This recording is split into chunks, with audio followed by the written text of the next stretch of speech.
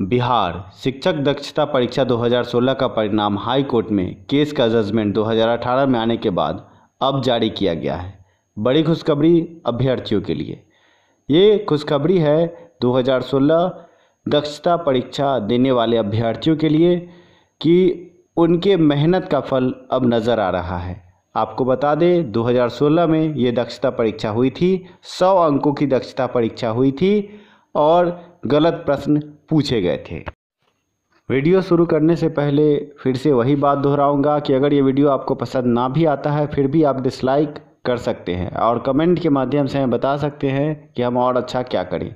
ये बड़ी जीत है शिक्षकों की जो हाई कोर्ट के केस के आस में पिछले कई सालों से आस लगाए बैठे थे कि 2016 दक्षता परीक्षा का रिजल्ट अब जारी किया गया है गलत प्रश्नों के अंक देने के बाद।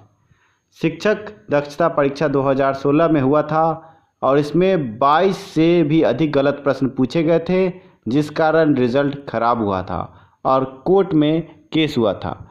इन 22 प्रश्नों का जब मूल्यांकन किया गया तो अभ्यर्थियों की बात सही निकली। फिर हाई कोर्ट के आदेश के बाद अब रिजल्ट जारी करने की बात सामने आ रही है शिक्षा विभाग द्वारा। कोर्ट ने वैसे अभ्यर्थियों को भी राहत दी है जिन्होंने असमंजस की स्थिति में किसी भी गलत प्रश्न का उत्तर नहीं दिया है। अगर ऐसे अभ्यर्थी हैं जिन्होंने किसी भी प्रश्न को टिक नहीं किया है वो भी अब पास है। अगर असमंजस की स्थिति में ऐसा उत्पन्न होता ही है एग्ज़ाम में तो ऐसी स्थिति में इन अभ्यर्थियों के लिए भी एक खुशखबरी है। आगे हम आपको इस पूरे लेटर का सच दिखाएंगे, साथ में पूरा लेटर पढ़ के सुनाएंगे और हम आशा करते हैं कि 2017 बिहार टीईटी पीड़ित अभ्यर्थियों को भी ऐसा ही लाभ मिलेगा। जिस तरह 22 गलत प्रश्नों के बदले 22 अंक देने की बात हाई कोर्ट ने की है, 2017 बिहार टीईटी पीड़ितों को भी ऐसे ही 40 से भी अधिक गलत प्रश्न पूछे गए हैं और उसका फल, उसका रिजल्ट उनके हक में उनको ज़रूर से ज़रूर मिलेगा। इसके लिए हम प्रयासरत हैं। कुल 100 अंकों की दक्षता परीक्षा हुई जिसमें सामान्य वर्ग को 45% और आरक्षित वर्ग को 40% अंक लाने की बात कही गई थी। इन सब के बीच एक बात आप सभी को जानना बहुत आवश्यक है कि 2017 से 18 के बीच में ये जजमेंट आया है दक्षता परीक्षा 2016 का।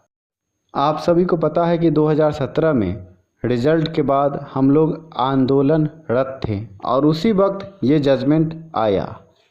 विडंबना देखिए कि इस जजमेंट का अगर उस वक्त 2017 टीईटी पीड़ितों को सही लाभ मिलता तो आज हमारा भी रिजल्ट इनके साथ होता। पर हमारे जो नेता बने फिरते हैं, कुर्ता पजामा पहन के घूमते हैं, भ्रांति फैलाते हैं, ऐसे लोगों के कारण आपका रिजल्ट आज पेंडिंग पड़ा है। 2017-18 2 साल बीत गए, अब तीसरा साल चल रहा है। अभ्यर्थियों में खुशी की लहर है कि वर्षों की तपस्या का फल मिला है, पर ये खुशी की लहर 2017 टीईटी पीड़ित अभ्यर्थियों के हित में भी होता अगर 2017-18 के बीच में इस जजमेंट को कोर्ट में लगाया जाता, क्योंकि ये कोर्ट का, पटना हाई कोर्ट का ही जजमेंट है और ऐसी स्थिति में 2 जजमेंट एक ही तरह के मामले में नहीं दिया जा सकता। इस जजमेंट का फ़ायदा 2017 बिहार टीईटी पीड़ित अभ्यर्थियों को भी पूर्ण रूप से मिलेगा। अब हमने ये निश्चय कर लिया है कि इस जजमेंट का फ़ायदा अब हम 2017 टीईटी पीड़ितों को भी दिलवा कर रहेंगे।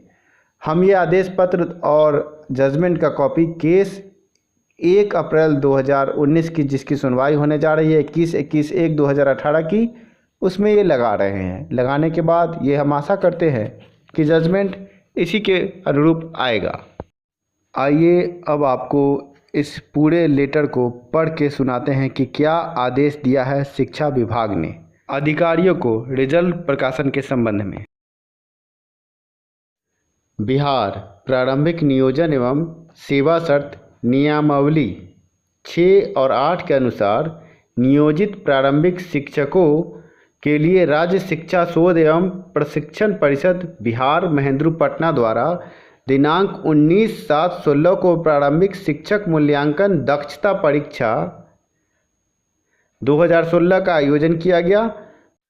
परीक्षा संपन्न होने के उपरांत राज्य शिक्षा शोध एवं प्रशिक्षण परिषद बिहार पटना के द्वारा उक्त परीक्षा में पूछे गए प्रश्नों के प्रोविजनल मॉडल आंसर पर परीक्षार्थियों से आपत्ति की मांग की गई।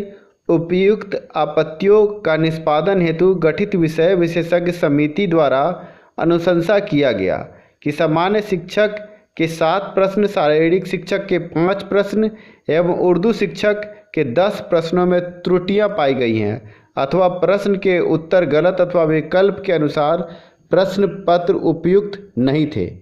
ऐसे सभी त्रुटिपूर्ण प्रश्नों के संबंध में त्रुटिपूर्ण प्रश्नों को छांटकर पूर्णांक एवं उत्तरीकरण निर्धारित कर निम्नवत निर्देशानुसार परीक्षा फल का प्रकाशन किया गया।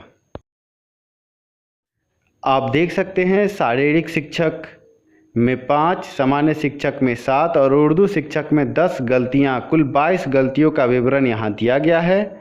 और ये 3 केस CWJC 7199 और 1156 और 9536 3 केसों की सुनवाई संयुक्त रूप से हुई थी और जिसके बाद ये फैसला आया है। 2017 में भी विभिन्न केस अलग अलग तिथियों पर जो चल रहा है, इसी फैसले को देखकर शिक्षा सुधार रोजगार ने आपसे कहा है कि सभी केसों को एक करिए। आप देख सकते हैं पूर्णांक पर भी बात की गई है। सामान्य शिक्षक 100 में 45 सामान्य कोटि, शारीरिक शिक्षक को भी 45 और उर्दू शिक्षकों को भी 45 सामान्य वर्ग में और आरक्षित वर्ग में सभी को 40 अंक लाने की बात कही जा रही है। यहाँ आप सभी का धन्यवाद कि आपने अपना कीमती समय निकाला इस वीडियो को देखने के लिए। अभ्यर्थी अब पास हो गए, पर क्या ये सही है? ये सही बिल्कुल नहीं है। ये रिज़ल्ट अधिकारियों द्वारा और नेताओं द्वारा आसानी से प्रकाशित किया जा सकता था गलत प्रश्न के अंक देकर, लेकिन आज इन सब के लिए कोर्ट, कचहरी और कानून का चक्कर लगाना पड़ रहा है। क्या ये सिस्टम अब फेल हो चुका है? वो अधिकारी जो MA, BA और B.Ed की डिग्री लेकर शिक्षा विभाग में बैठे हैं, क्या वो किसी काम के नहीं हैं? ये सवाल खड़ा होता है हमारे सिस्टम पर। क्या वो नेता जो हमारे लिए हक की बात करते हैं वो फेल हो गए हैं? ये कोर्ट के द्वारा फैसला आया, जबकि ये गलत प्रश्न कोर्ट को नज़र आया है, तब अधिकारियों को नज़र क्यों नहीं आया? ये सवाल हम आपके लिए छोड़े जाते हैं। सोचिएगा ज़रूर कि आप इन नेताओं और इन अधिकारियों को क्या माफ़ कर पाएंगे जिन्होंने आपके रिज़ल्ट के साथ खेला और पिछले कई सालों से आपको घुमा रहे हैं। आखिर कब तक ये युवा ऐसे ही सड़कों पे दर दर की ठोकर खाएगा? ये क्या स्थिति है कि जहां अधिकारी मलाई काटने में लगे हैं, नेता पकवान खाने में लगे हैं और जो पढ़े लिखे युवा बेरोज़गार हैं वो धूल फाँकने में लगे हैं। देखिएगा ज़रूर और सोचिएगा भी ज़रूर कि ये सिस्टम कहाँ है, ये नेता कहाँ हैं, ये अधिकारी कहाँ हैं, जहाँ हर चीज़ के लिए कोर्ट जाना पड़ रहा है। जो काम आसानी से अधिकारियों के पैनल द्वारा किया जा सकता था, उसके लिए भी कोर्ट कचहरी के चक्कर काटने पड़ रहे हैं। आखिर इन अभ्यर्थियों का क्या दोष था? सोचिएगा ज़रूर। इस सवाल के साथ हम आपको छोड़े जाते हैं। वीडियो देखने के लिए आप सभी का धन्यवाद। शिक्षा सुधार रोजगार, हर कदम आपके साथ।